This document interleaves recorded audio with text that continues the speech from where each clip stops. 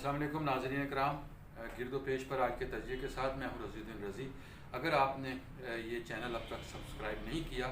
تو آپ سے گزارش ہے کہ بیل آئیکن کو دبائیں تاکہ ہماری بعد کی گفتگو اور ہماری دیگر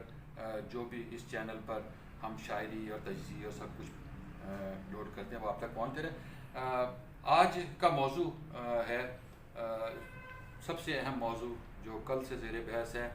وہ چینی سکینڈل کی رپورٹ ہے۔ چینی سکینڈل کی رپورٹ کے بارے میں مختلف آراء آ رہی ہیں، مختلف لوگ مختلف بات کر رہے ہیں۔ سب سے اہم بات اس میں یہی ہے کہ ہمیں اس رپورٹ پر حیران نہیں ہونا چاہیے، اسے کوئی اتنا غیر معمولی بھی نہیں سمجھنا چاہیے۔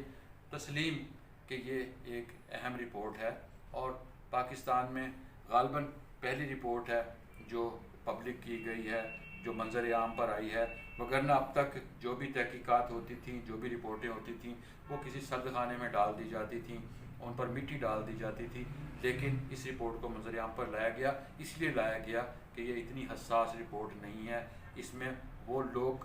نہیں شامل جن کے بارے میں بات کرتے ہوئے پر جلتے ہیں، اس میں سیاستدان شامل ہیں، اس میں کوئی اہم لوگ شامل نہیں ہیں، لہٰذا اس رپورٹ کا منظر عام پر آنا میرے نزدیک کوئی بڑی بات نہیں ہے۔ ہاں، کریڈٹ آپ کو دینا چاہیے کہ لوگوں تک بات پہنچائی گئی، لیکن اس لیے کہ جب آپ چاہ رہے ہوتے ہیں کہ چیزوں کا رخ موڑنا ہے تو پھر آپ اپنی چیزوں کا رخ موڑنے کے لیے الزامات کو کوئی اور رنگ دینے کے لیے مثلاً اس رپورٹ کے حوالے سے جب اسد عمر صاحب خود پیش ہوئے تھے کمیشن میں، اور جب وزیر اعلیٰ پنجاب عثمان بزدار صاحب پیش ہوئے تھے، خود پیش ہو گئے تھے، تو ماتھا اسی وقت ٹھنکا تھا کہ یہ لوگ خود کیوں پیش ہو رہے ہیں۔ سمجھ آ رہی تھی کہ اگر آپ خود پیش ہو رہے ہیں تو اس کا مطلب ہے آپ کو معلوم ہے کہ آپ نے کیا کرنا ہے، کمیشن کو بھی معلوم ہے اس نے کیا کرنا ہے، اور رپورٹ بھی کیا آنی ہے یہ بھی سب کو معلوم تھا۔ بنیادی سوالات ہیں جن کے بارے میں اعتراض کیا جا رہا ہے۔ بنیادی سوال یہ تھا کہ کس نے چینی برآمد کرنے کی اجازت دی، کس نے سبسڈی دی، کون تھا جس نے یہ سارے کھیل میں بنیادی کردار ادا کیا۔ سب سے بڑا الزام وزیر اعظم عمران خان پر تھا۔ شہباز شریف صاحب کا یہ کہنا درست ہے کہ اگر آپ نے مرکزی جس شخصیت پر الزام تھا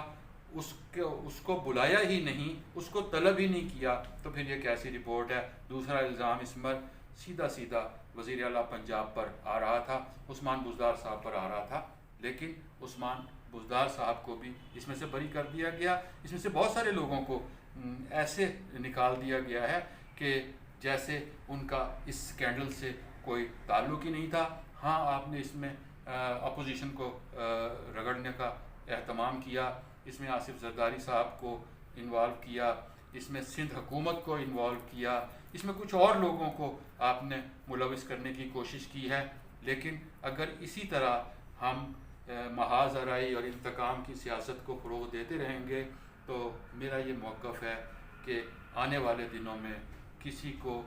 کسی رپورٹ پر کوئی اعتبار نہیں ہوگا۔